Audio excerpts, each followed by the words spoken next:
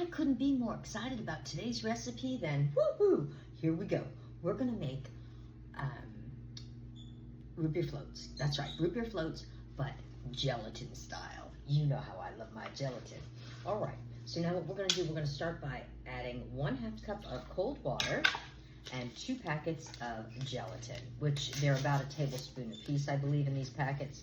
So if you have a big container of it, you're gonna just use two tablespoons. Let's get this in here.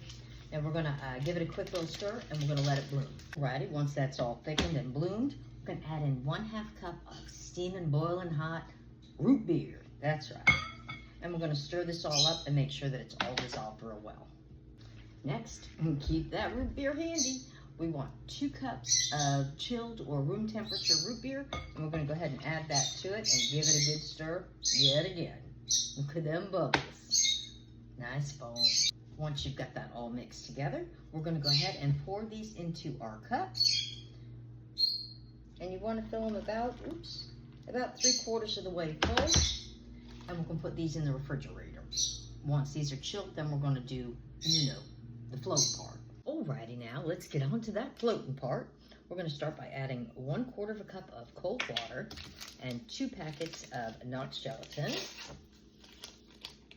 And we're gonna let this, bloom. That's right.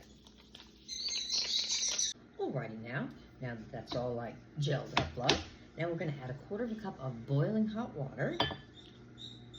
And we're gonna stir this until it's dissolved.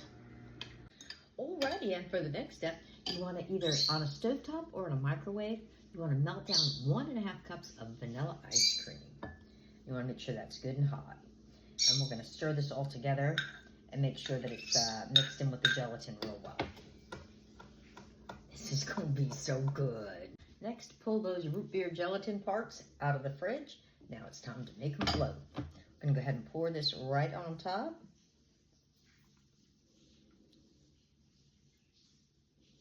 And we're gonna put these back in the fridge, and you wanna let these really set well, so probably a good 6-hour set.